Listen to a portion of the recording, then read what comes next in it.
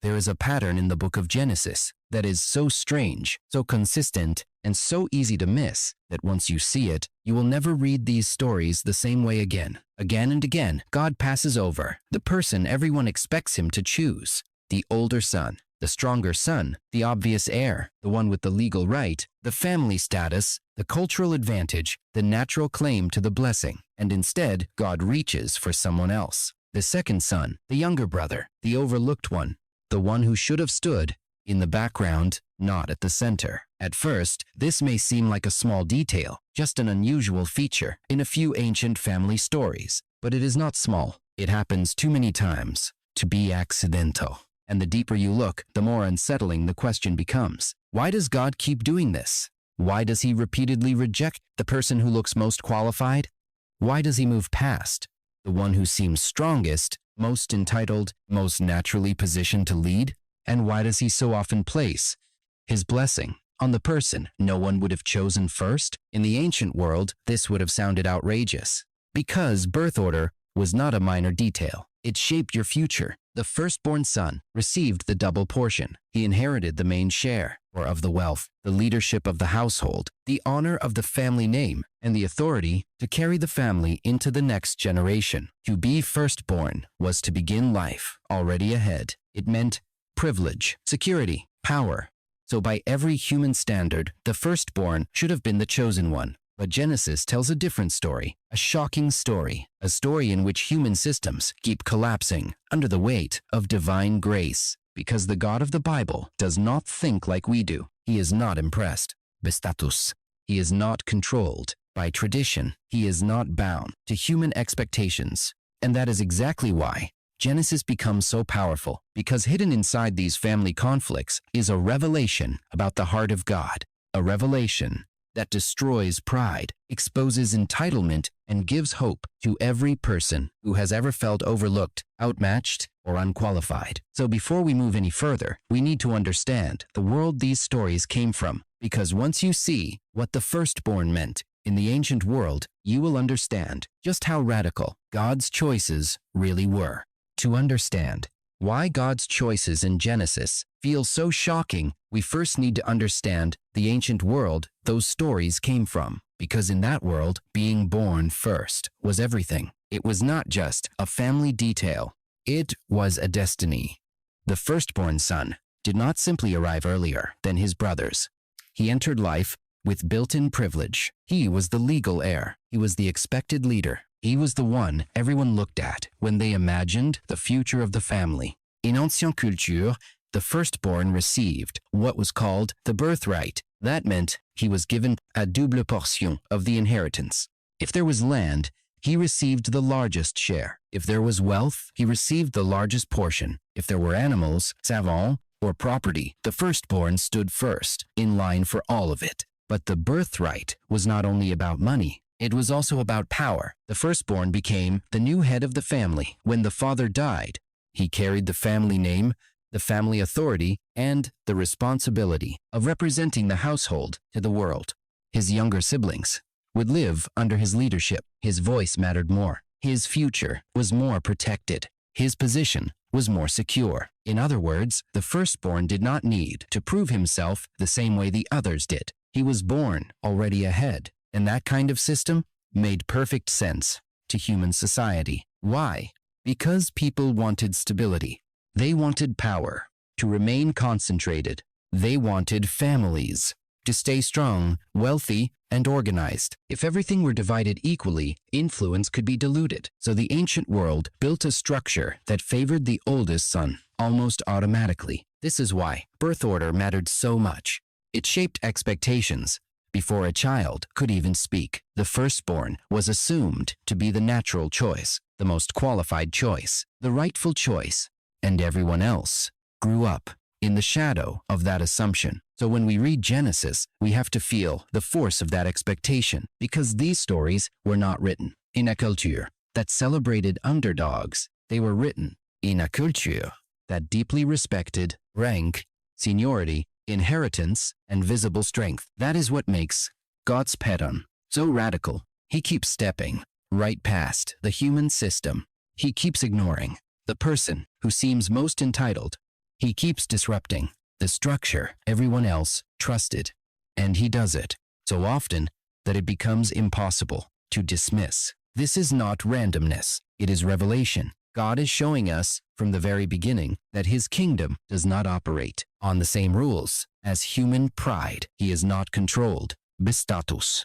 He is not impressed by legal advantage. He is not obligated to bless the one society has already placed at the front of the line. And that truth changes everything, because if God is willing to move outside the structures people trust most, then his blessing cannot be reduced to tradition, position, or human expectation. It must come from somewhere deeper, something greater, something no one can manufacture. And that is exactly what we begin to see the moment the first family steps onto the stage, because almost immediately God overturns the entire system with Cain and Abel. The first time God breaks the ancient expectation of the firstborn, it happens in the very first family on earth. And that is not accidental. It is as if Scripture wants us to see this pattern from the beginning. Adam and Eve have been cast out of the garden. They have lost paradise. They have lost innocence, but they have not lost the promise of God. God had already declared that one day a descendant of the woman would crush the serpent. So when Eve gives birth to her first son, you can almost feel the weight of expectation. His name is Cain, the first child ever born into the human race, the firstborn of the first family. By every human instinct, Cain should have mattered most. Cain should have been the heir of hope. Cain should have been the one most likely to carry the promise forward. Then a second son is born. His name is Abel, and at first, everything seems ordinary. Cain becomes a worker of the soil. Abel becomes a keeper of flocks. Two brothers, two offerings, one moment that changes everything. They both come before God. Cain brings an offering from the fruit of the ground. Abel brings the firstborn of his flock and the very best portions. And then comes the shocking reversal. God looks with favor on Abel and his offering, but not on Cain. The older brother is passed over. The younger brother is accepted. And in that moment, the human system of entitlement is shattered for the very first time. Why? Because God is not looking at birth order. He is looking at the heart. Later, Scripture makes clear that Abel offered in faith. Cain did not. Cain gave something. Abel gave his best. Cain brought an offering. Abel brought trust, honor, and devotion. That difference matters because God was showing right at the beginning that external position cannot replace internal faith. The older brother may have had status, but the younger brother had reverence. And suddenly, Cain is forced to face a truth he does not want to accept. Being first does not guarantee favor. Being first does not guarantee blessing. Being first does not place God under obligation. Cain cannot handle it. His face falls. His anger rises. Jealousy begins to burn inside him. And Gol in Merze warns him. God tells Cain that sin is crouching at the door, that it desires to have him, that he must master it. In other words, God gives Cain a chance to humble himself, a chance to repent, a chance to choose what is right. But Cain refuses, and the pain of rejected entitlement turns into violence. He takes his younger brother into the field, and there, the firstborn son of humanity becomes the first murderer in human history. Do not miss how devastating this is. The one who looked strongest fails first. The one who should have led destroys. The one who assumed he deserved favor ends up losing everything. And from the very beginning, God makes something clear. His blessing cannot be inherited. Through pride, it responds to faith. And this pattern does not stop with Cain and Abel. In the next generation, it rises again with Abraham's sons, where the child of human effort is passed over for the child of promise. The pattern does not stop with Cain and Abel. It rises again in the family of Abraham, and this time the lesson becomes even deeper, because now the question is not only who is older and who is younger. Now the question becomes, will the promise of God be fulfilled? Through human effort or through divine power? God had called Abraham and made him an astonishing promise. He told him that he would become the father of a great nation, that through his family, blessing would come to the whole world. But there was a problem, a painful, impossible, humanly crushing problem. Abraham and Sarah had no children, and as the years passed, their bodies grew older. The promise remained, but the miracle did not come. So eventually, Sarah did what many people do when God seems too slow. She tried to help him. According to ancient custom, a barren wife could give her servant to her husband, and the child born through that union could be treated as part of the family line. So Sarah gave Hagar, her Egyptian servant, to Abraham. Hagar conceived, and she gave birth to a son. His name was Ishmael.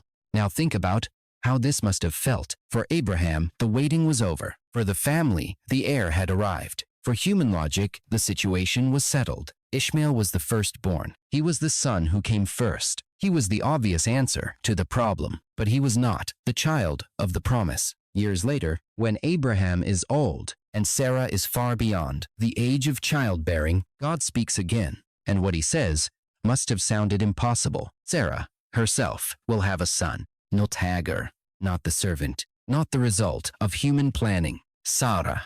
Abraham even laughs, not because he is mocking God, but because what God says sounds too extraordinary, too hold.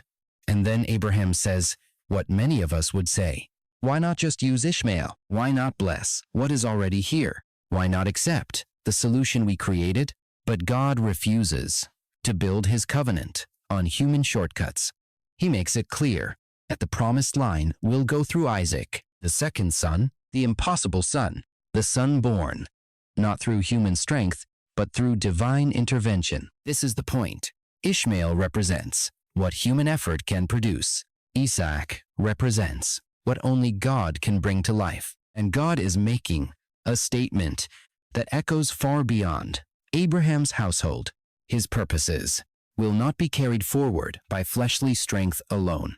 His salvation plan will not rest on what people can arrange, force, or manufacture. It will rest on grace, on promise, on miracle, on his power. That does not mean Ishmael was unloved. God still saw him. God still protected him. God still gave him a future. But the covenant, the redemptive line, the story that would one day lead to the Savior, would pass through Isaac. Not because Isaac looked stronger, not because Isaac arrived first, but because Isaac's very existence declared something vital. What God begins, God himself must complete. And once again, Genesis overturns human expectation. The firstborn is passed over. The younger son is chosen, and the message grows clearer. God's blessing does not always land where human logic expects it to land. It goes where his promise goes. And that truth becomes even more dramatic in the next generation when two brothers struggle before they are even born. Esau and Jacob. If the story of Isaac and Ishmael showed that God's promise does not depend on human effort, then the story of Esau and Jacob goes even further, because now God overturns human expectation before either son has done anything at all. Isaac marries Rebekah, and just like Sarah before her, Rebekah struggles to have children. Isaac prays, God answers. Rebekah becomes pregnant, but this pregnancy is different. Something violent is happening inside her. The children are struggling against each other in her womb. The conflict is so intense that Rebekah cries out to God, asking why this is happening. And God gives her an answer that changes everything. He tells her that two nations are in her womb, two peoples, two futures, two lines that will move in opposite directions. And then comes the shocking declaration. The older will serve the younger. Think about how radical that is. Before either child is born, before either child has shown character, strength, or weakness, God announces that the expected order will be reversed. The firstborn will not stand above the second. The younger will carry the blessing. Then the twins are born. Esau comes out first. He is red, hairy, rugged.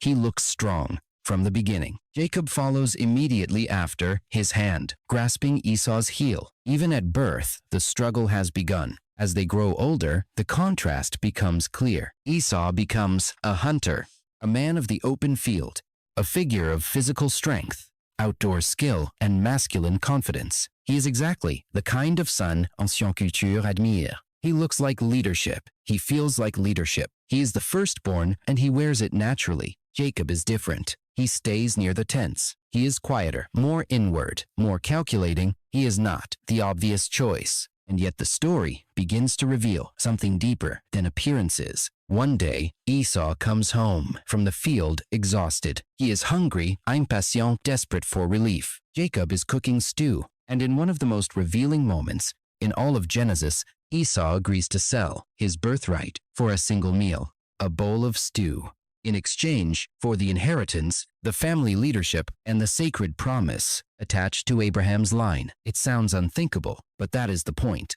Esau is ruled by the appetite of the moment. He treats what is holy as if it were disposable. He values immediate comfort more than spiritual inheritance. Jacob is flawed. Yes, deeply flawed, but Jacob wants the blessing. Esau, for all his strength, does not. And that is where the story cuts straight through human logic. Because God is not choosing based on appearance, not on charisma, not on physical power, not on who looks more impressive. Standing in front of a crowd, he is exposing what each heart truly values. Esau has the position, but Jacob has the hunger for what Esau despises. And that is why this story matters so much. Because once again, Genesis reveals that the person who seems strongest is not always the one most fit to carry the blessing of God. And in the next stage of the story, that pattern becomes even more dramatic when Jacob's own sons begin to lose the rights they assumed would belong to them. If the story of Isaac and Ishmael showed that God's promise does not depend on human effort, then the story of Esau and Jacob goes even further. Because now, God overturns human expectation before either son has done anything at all. Isaac marries Rebekah, and just like Sarah before her, Rebekah struggles to have children. Isaac prays, God answers. Rebekah becomes pregnant, but this pregnancy is different. Something violent is happening inside her. The children are struggling against each other in her womb. The conflict is so intense that Rebekah cries out to God, asking why this is happening, and God gives her an answer that changes everything. He tells her that two nations are in her womb, two peoples, two futures, two lines that will move in opposite directions. And then comes the shocking declaration. The older will serve the younger. Think about how radical that is. Before either child is born, before either child has shown character, strength, or weakness, God announces that the expected order will be reversed. The firstborn will not stand above the second. The younger will carry the blessing. Then the twins are born. Esau comes out first. He is red, hairy, rugged. He looks strong from the beginning. Jacob follows immediately after, his hand grasping Esau's heel. Even at birth, the struggle has begun. As they grow older, the contrast becomes clear. Esau becomes a hunter, a man of the open field, a figure of physical strength, outdoor skill, and masculine confidence. He is exactly the kind of son ancienne culture admire. He looks like leadership. He feels like leadership. He is the firstborn and he wears it naturally. Jacob is different. He stays near the tents. He is quieter, more inward, more calculating. He is not the obvious choice. And yet the story begins to reveal something deeper than appearances. One day, Esau comes home from the field exhausted. He is hungry, impatient, desperate for relief. Jacob is cooking stew, and in one of the most revealing moments in all of Genesis, Esau agrees to sell his birthright for a single meal, a bowl of stew, in exchange for the inheritance, the family leadership, and the sacred promise attached to Abraham's line. It sounds unthinkable, but that is the point. Esau is ruled by the appetite of the moment. He treats what is holy as if it were disposable. He values immediate comfort more than spiritual inheritance. Jacob is flawed, yes, deeply flawed, but Jacob wants the blessing. Esau, for all his strength, does not, and that is where the story cuts straight through human logic, because God is not choosing based on appearance, not on charisma, not on physical power, not on who looks more impressive. Standing in front of a crowd, he is exposing what each heart truly values. Esau has the position, but Jacob has the hunger for what Esau despises. And that is why this story matters so much, because once again, Genesis reveals that the person who seems strongest is not always the one most fit to carry the blessing of God. And in the next stage of the story, that pattern becomes even more dramatic when Jacob's own sons begin to lose on the rights they assumed would belong to them. Viết phần 5 dài 500 từ. Here is part 5 inches English, around 500 words, in the same emotional, voice-friendly style. When Jacob's family begins to grow, you might expect the ancient pattern to finally stabilize. After all, Jacob has many sons. Surely now, the firstborn system will work the way human society expects. Surely now, the oldest son will rise, lead, and carry the future of the family. But that is not what happens. Jacob's firstborn son is Reuben. By birth, Reuben should have stood first. In every possible way, he should have received the double portion. He should have become the leading voice among his brothers. He should have carried the family honor forward. He should have been the natural heir. But Reuben throws that privilege away. He commits a reckless act of deep dishonor by sleeping with Bilhah, his father's concubine. This was not merely a private moral failure. It was a public act of rebellion, a violation of the family order, a disgrace against his father's house. And in that moment, the firstborn son loses the dignity his position was supposed to protect. So if Reuben falls, then perhaps the leadership should pass to the second son. That would make sense. But the second son is Simeon, and the third is Levi, and together they destroy their own claim as well. When their sister Dinah is violated, their anger explodes. But instead of seeking justice, with wisdom, they choose deceit and bloodshed. They trick an entire city into a false agreement. Then, while the men are weak and recovering, Simeon and Levi attack them and slaughter them. It is brutal, excessive, merciless. Jacob is horrified.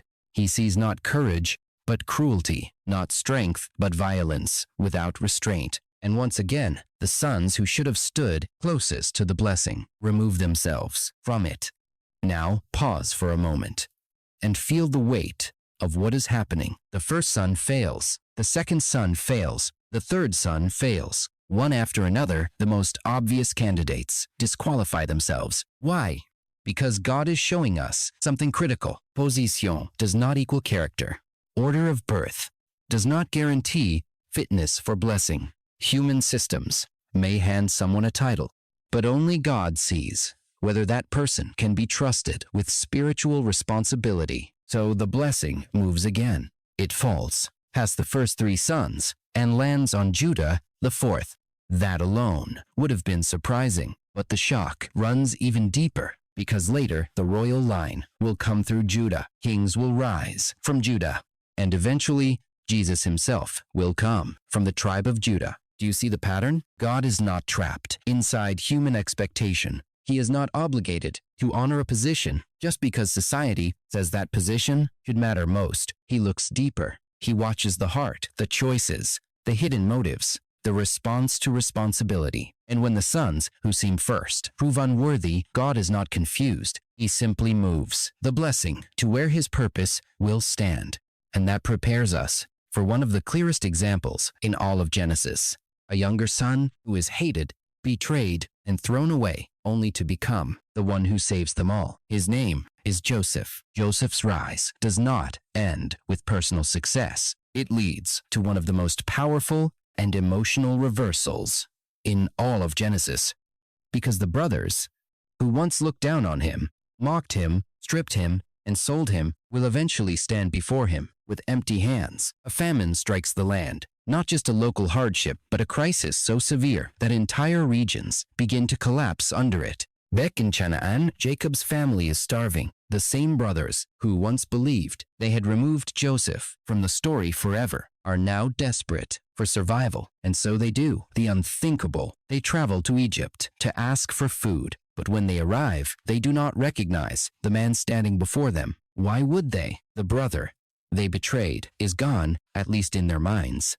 In his place stands an Egyptian ruler, clothed in power, speaking through interpreters, surrounded by authority. Joseph sees them instantly. He knows exactly who they are.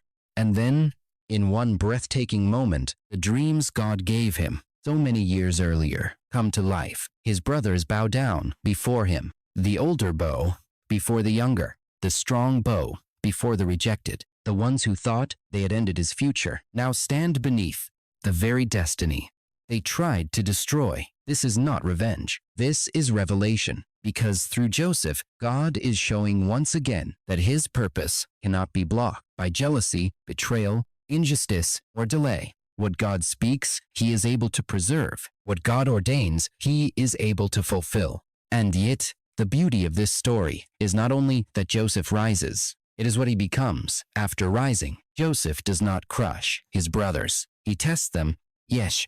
He brings their hearts into the light. He forces hidden guilt to the surface. He allows the truth to ripen. But in the end, he forgives them. And when he finally reveals who he is, the room is filled with fear. His brothers are terrified. They know what they did. They know they deserve judgment. But Joseph answers them with one of the deepest truths in the entire book of Genesis. You meant evil against me, but God meant it for good. That line changes everything. Because Joseph is not merely the younger brother who was chosen. He is the younger brother through whom others are saved. He becomes the instrument God uses to preserve the very family that wounded him. And suddenly, the pattern in Genesis reaches a new level. It is no longer just about who receives the blessing. It is about how God takes the overlooked one, the suffering one, the rejected one, and turns him into a vessel of rescue. Joseph is not firstborn. He is not the obvious heir. He is not the strongest son at the beginning. But when the moment of crisis comes, he is the one standing in the place of provision, wisdom, and mercy. And that prepares us for one final symbolic scene near the end of Genesis. A scène so deliberate, so visual, and so unforgettable that it seals the pattern forever.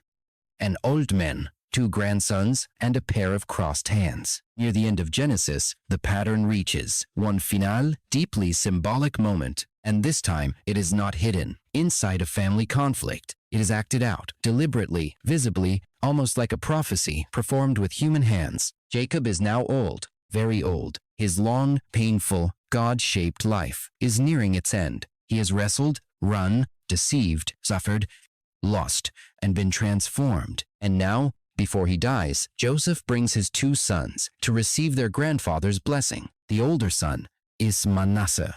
The younger is Ephraim.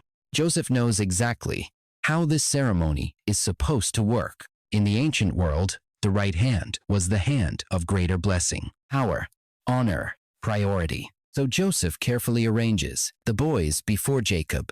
He places Manasseh, the firstborn, in the position where Jacob's right hand will naturally rest, and he places Ephraim, the younger, where the left hand will fall. Everything is proper, everything is correct, everything follows tradition. But then Jacob does something completely unexpected. He crosses his arms, deliberately, intentionally.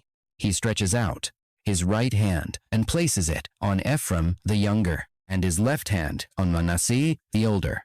It is a shocking scene. Joseph sees it immediately. He assumes his father has made a mistake. Maybe age has clouded him. Maybe blindness has confused him. So Joseph reaches out to correct him.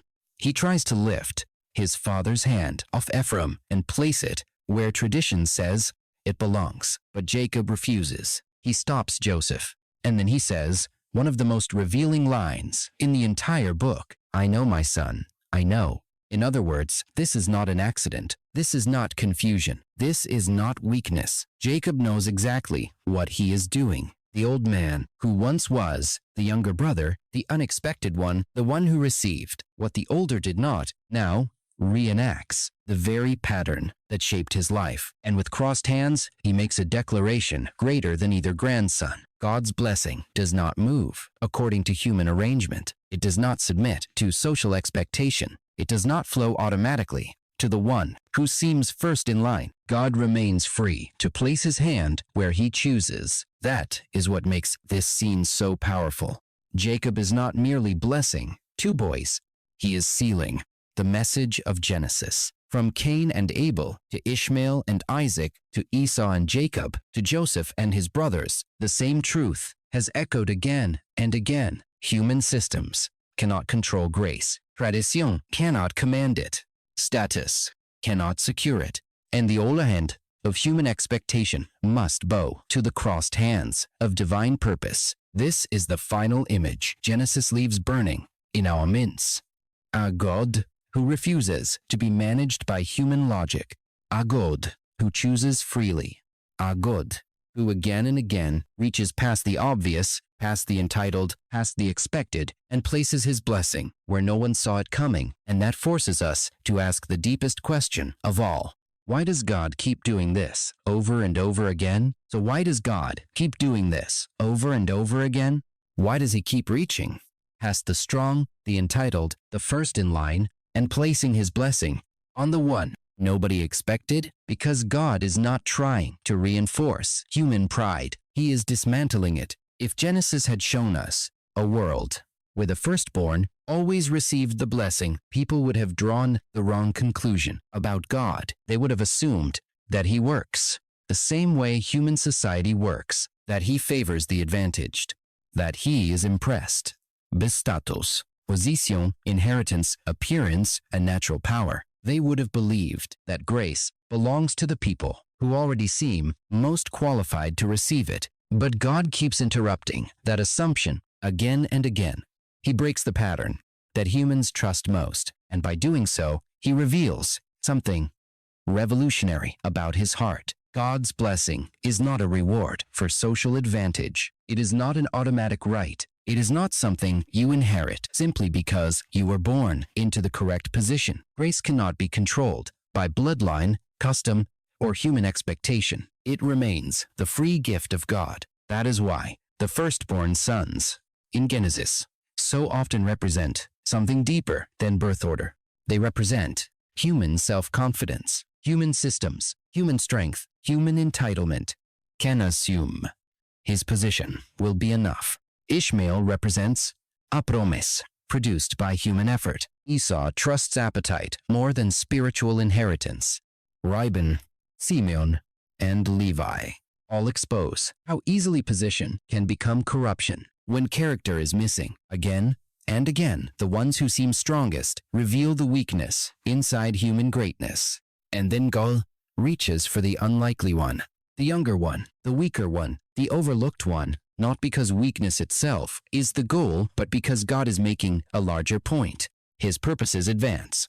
Bigrazze, not by human superiority. This is why Genesis is so powerful. For anyone who has ever felt out of place, anyone overlooked, anyone underestimated, anyone who felt they came into life already behind, Genesis says, you do not understand how God works yet, because the world says, be stronger. God says, trust me. The world says, earn your place. God says, receive my grace. The world says, the first win. God says, I can raise the last. And this pattern does not stop in Genesis. It grows, it deepens, it points forward, because all of these younger sons, unexpected heirs, and unlikely instruments are preparing us for someone greater, someone who would not come in the form people expected, someone the world would overlook, reject, and underestimate, someone who would appear weak yet carry the full blessing of God. Genesis is not just telling us that God chooses differently. It is preparing us for the greatest reversal in the entire Bible. The first Adam failed. Humanity lost its inheritance. So God sent another, not a proud ruler born in worldly greatness, but a humble Savior who would succeed where the first one fell. And that is where this whole pattern finally points to Jesus Christ, the unexpected one, through whom the true blessing comes. And this is where the pattern in Genesis opens into something far greater than a family tradition, because it is not only about younger sons and older brothers. It is about the entire story of humanity. The Bible later describes the first human, Adam, in a way that helps us understand everything that came before. Adam was the first man, the first one entrusted with life, authority, and responsibility. He stood at the head of the human family. He lived in abundance. He walked with God. He received what no one else had ever received. In many ways, Adam was humanity's original firstborn. He had the privilege. He had the position. He had the inheritance. And yet, just like so many of the firstborn figures in Genesis, he failed. He listened to the voice of temptation. He reached for what was not his. He chose independence over trust, and by that choice, he lost the inheritance, not only for himself, but for everyone who would come after him. Sin entered the world. Death entered the world. The human family fell under a curse. The first man failed to carry what had been placed into his hands. So humanity needed someone else, someone to succeed where Adam failed, someone to recover what had been lost, someone to bear the blessing rightly. And this is why the New Testament calls Jesus the last Adam. Notice how different he is from what the world expects. He does not arrive as a celebrated emperor. He is not born into political privilege. He does not come wrapped in worldly status. He comes in humility, in weakness, at least to outward appearance. He is born in a place of obscurity, raised in Nazareth, a town people despised. He walks among the poor, the sick, the rejected, the forgotten. He does not build his kingdom through force. He does not conquer with earthly power. He serves. He kneels. He suffers. And to many eyes, he looks like the wrong choice. Too ordinary, too humble, too rejected. But that is exactly the point. Just as Genesis trained us to expect God to work through the unexpected, Jesus arrives as the ultimate reversal. Where the first Adam failed, the last Adam obeys. Where human pride reached upward, Jesus humbles himself. Where the first man brought death, Jesus brings life. Where the inheritance was lost, Jesus restores it. And through his death and resurrection, the blessing of God is opened, not just to the strong, the entitled, or the socially favored, but to anyone who places faith in him. That is the beauty of the whole pattern. Genesis was never merely telling us that God likes surprising people. It was preparing us to understand grace, preparing us to see that salvation would never come through human greatness. It would come through the one the world was least prepared to honor. So when you read about the younger chosen, over the older, the weak lifted, over the strong, the overlooked, raised, above the expected, you are seeing shadows of Christ. And once you see that, the message becomes clear. God does not choose the perfect person by human standards, because when he brings salvation, restoration, and blessing through the unexpected one, no one can confuse his work with human greatness. And that is exactly why this message still matters for your life today. So in the end, the message of Genesis is far deeper than a strange family pattern. It is not just a story about older brothers losing what younger brothers gain. It is a revelation of how God works. Again and again, he reaches past human status, human strength, human entitlement, and human expectation. He does not choose the person who looks most impressive from the outside. He chooses in a way that destroys pride and magnifies grace. That is why the firstborn pattern keeps breaking, because God is teaching us that his blessing cannot be controlled by position, inherited by privilege, or earned by appearance. It is given by his will, by his wisdom, by his grace, and that truth changes everything. Because it means you do not have to be the strongest person in the room. You do not have to come from the perfect background. You do not have to look like the obvious choice. The world may overlook you. People may underestimate you. You may feel like the second choice, the forgotten one, the one standing behind everyone else. But Genesis reminds us that God sees differently. He looks deeper. He looks at the heart. And throughout Scripture, he repeatedly lifts up the ones the world would never expect to carry his purpose. That is the beauty of grace. It goes where pride would never send it. And ultimately, this entire pattern leads us to Jesus Christ, the one who came not in worldly glory, but in humility, and yet carried the full blessing of God to the world. So maybe the reason God does not choose the perfect person is because when he works through the unexpected one, everyone can see that the power, the glory, and the victory belong to him alone. If this message spoke to you, share your thoughts below, and do not forget to like, share, and subscribe for more Bible-based messages.